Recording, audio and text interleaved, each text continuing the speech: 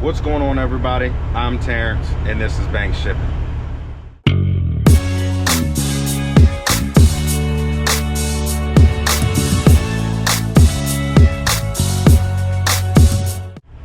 Alright, not gonna say good morning because it's afternoon. I didn't film anything this morning just because I was not thinking about filming. But I dropped that 53-foot load off that I had in Richmond, then ran back up to Manassas, picked up my load that goes to Jersey in the morning. Let me go ahead and get out and show y'all what I got. Something I've never hauled before.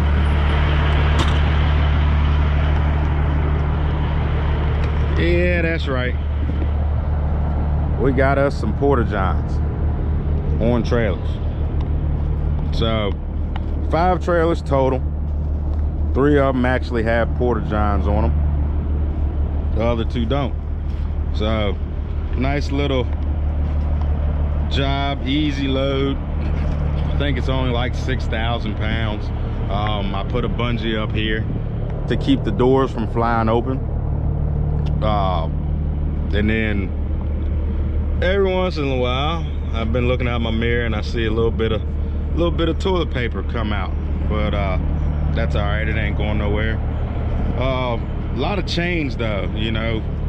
5 different trailers, gotta secure them. 2 chains each, so 10 chains, 10 binders. Funny thing, actually, I got down there and I just bought 4 new binders the other day because I needed some new binders. I know I talked about it, so I bought 4 new binders, right? They were $82 a piece at Tractor Supply here in Winchester. I was like, holy crap. So $350 in 4 binders. That's ridiculous. So, you know, I go and I get this load or whatever. I open up my toolbox, I pull all my chains out, I pull all my binders out because I normally keep 10 and 10.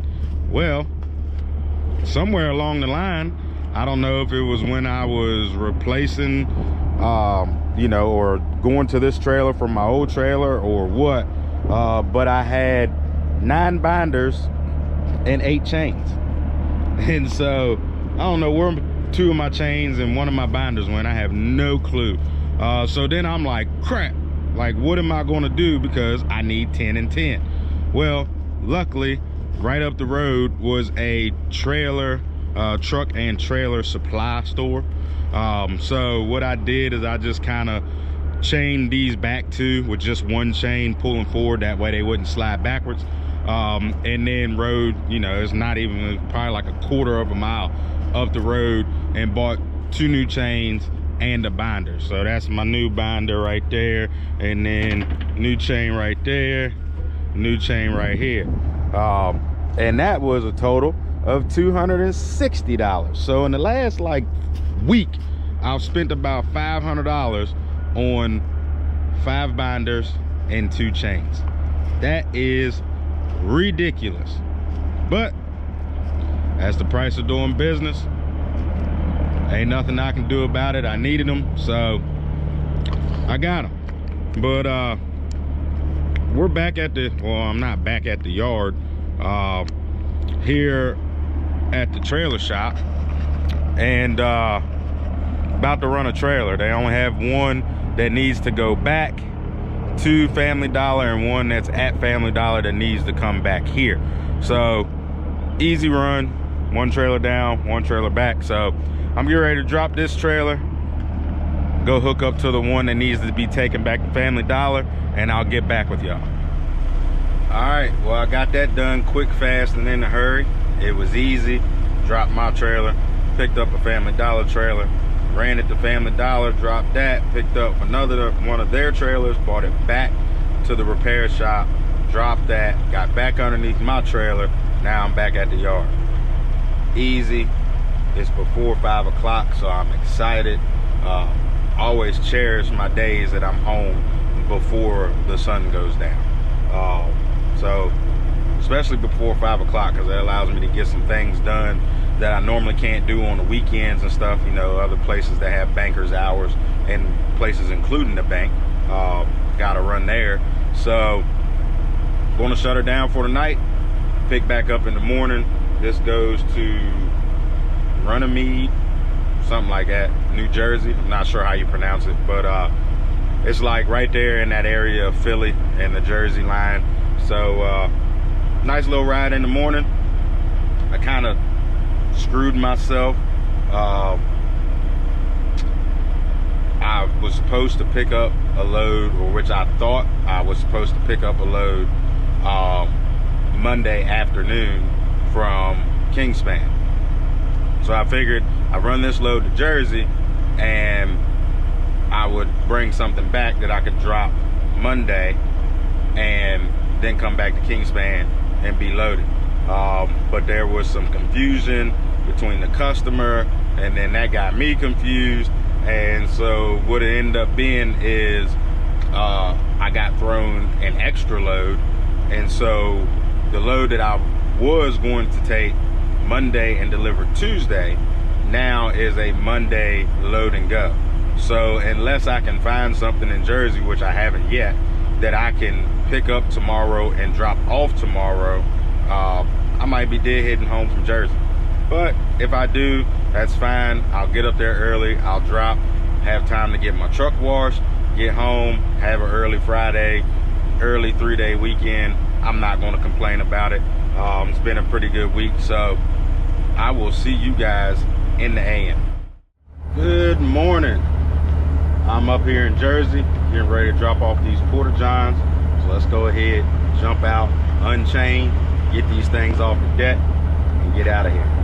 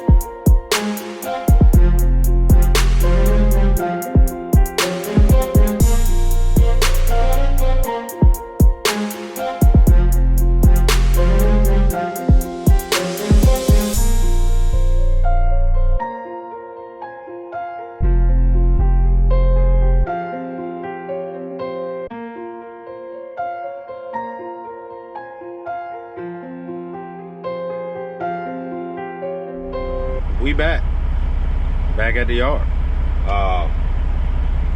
It's a little later than what I thought I was gonna be, but went and stopped in Jersey to get some fuel, right? Because I haven't filled up in Jersey in a while. So I'll stop in Jersey, get some fuel, satisfy the after, all that good stuff. So I stop there, and the attendant comes, he puts his little card in, I put my card in, and I start to fill up, and it stops at $100. And so I told the attendant, hey man, it stopped at $100. He said, yeah, that's all you can get. Excuse me? So this is the diesel pump for tractor trailers, and $100 is all you can get? What? I was confused. You know, $100 is like up there, you know, it was like 27 gallons. Well, that's like a quarter of one tank of mine, less than a quarter of one tank. So that didn't hardly do anything at all. So what I did is I jumped back on 95, went down the road, stopped in Elkton, Maryland, got fuel there, and stopped at the Blue Beacon that I love so much. And it's like the best Blue Beacon I've ever been to. But today, man, they was slacking. The line was long, they were super slow, and then they didn't even do the greatest job. I mean, it is what it is. You know, my truck's still clean, but you know, I got my floors clean and everything, and my dash clean. And y'all might be wondering why I have this rag right here. Well, remember how I told y'all that my brake controllers kept going out? My air actuated brake controllers kept going out. Well, I found the problem, and the problem is my air compressor is going out. So it's letting oil into the lines, and so that oil is going into the brake controller and frying the internals of the brake controller. So that's why the brake controllers are going bad. I thought at first it was my dryer, so I tried to change the cartridge in the filter in the air dryer, and it's a stud, it screws in. Well, that stud was stripped, so I put a new air dryer on, hoping that would fix the problem, because I thought just the filter was full. That's why it was allowing oil in. And long story short, that didn't solve the problem. It solved most of it, because now that filter is actually catching the oil, but I'm still getting oil in my line. So I got a new compressor. I just have to find a place and time to put it on. You know, I got that to put on. I finally got my pyro. The gauge isn't working, which I don't haul heavy enough to really be concerned about my pyro. But the wire that goes into the turbo housing was broken. So I finally got that in. That was on. I went to order everything, the sensor, the wire, and a new gauge. But the gauges were out of stock, and I finally got the wire and the sensor, so I got to do that. I finally got my electric windshield wiper conversion, so I have to do that. I gotta do a bunch of stuff. The joys of being an owner operator, the joys of owning a truck, you know, and just the joys of owning anything really when you're doing stuff yourself. Yeah, I could pay somebody to do it, but I'd rather pay somebody to help me do it so that it's not as expensive.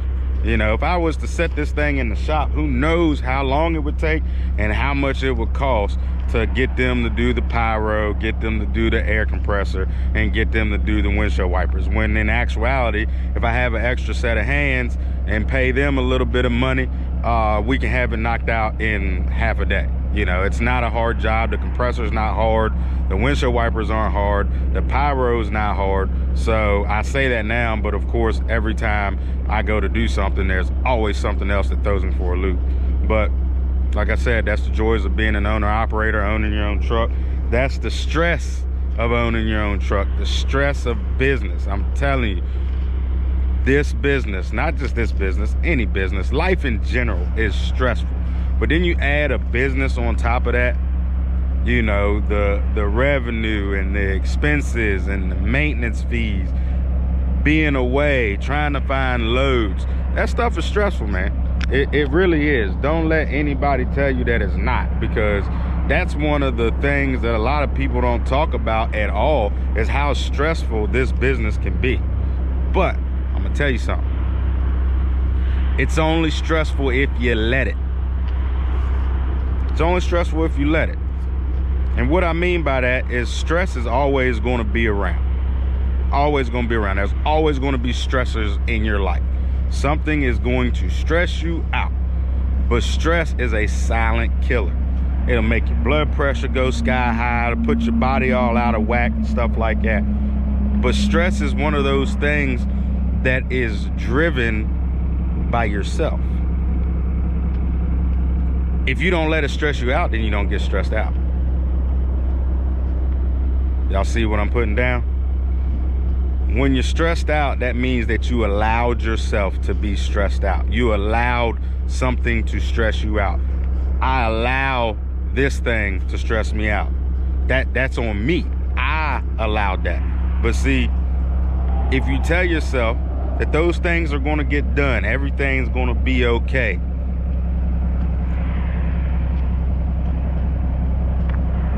your stress level will go down. I'm not saying it's going to go away completely, because sometimes stress is hard to manage. You can't manage it all sometimes. But the better that you get at it, the better off you feel, the better off you'll be. You know, you'll make better decisions, especially business decisions. Sometimes, you know, for example, you ain't have a good week running this week, so you're stressed. A load pops up on the board. It's not really paying the best, but you're stressed because you need to make some money. So you go ahead, you make that rash decision. You say, yeah, I'll take it. You take that load. They hold you up all day. They make you miss another load. Things like that. It's a downhill slide if you make rash decisions when you're stressed out. You allow your stress to take over and make those decisions for you. So what I'm saying, that what all this is about, y'all know I like to ramble. It's okay. Y'all can tell me stop rambling down in the comments. I'm fine with that. What I'm saying is you got to let all that roll off your back. Everything that stresses you out, let it roll off your back. Tell yourself, you know what? I ain't have a good week this week. I'm not gonna let it stress me out though, because you know what? I'm gonna come back better. I'm gonna come back harder next week. Oh, my truck broke down. Parts ain't gonna be here for another 2 weeks. That's gonna stress me out. Don't let it stress you out. Say, all right, you know what? I'm gonna do this, this, this, and the third. I'm gonna tell myself that everything's gonna be okay. I'm gonna keep in mind that everything's gonna be okay. I'm gonna let it roll off my back. And then when them parts come in, I'm gonna grind twice as hard to make everything back that I lost for the time that I was down. There's always a way through things. It's just whether or not you can see how to get through those things. And if you take the high road, take the positive road, I promise you, the better off you'll be. Like I said, that stress level goes down, your mind is working better, your body's working better, all that stuff. This is a stressful business. This is a very stressful business at times. But you can't let that get the best of you. All right? Don't let stress get the best of you, because You don't want that in your life. You don't want stressful people in your life. You don't want stressful situations in your life. You don't want none of that. You want to live happy, free, all that good stuff. And stress ain't a part of none of that. You know, like I said, I always look to the man upstairs to bring me through my stressful situations. All this stuff that I got to do with my truck, I put it to the man upstairs. He'll find time for me. He'll make a way for me to find time to get all that stuff done. And if I don't get it all done today, don't get it all done tomorrow, he will make sure that I'm safe in that thing until I get that stuff done. Now, of course, it's not something that's a major thing that needs to be done. The biggest, probably most time-sensitive thing is the air compressor. But all I do is drain my tanks every night, make sure that the oil stays out of there and the moisture stays out of there, and it'll be okay. You know, it's not gonna hurt me if I wait a week to do this. You know, it'll be okay. But that's what, and that's what I'm trying to say. Everything will be okay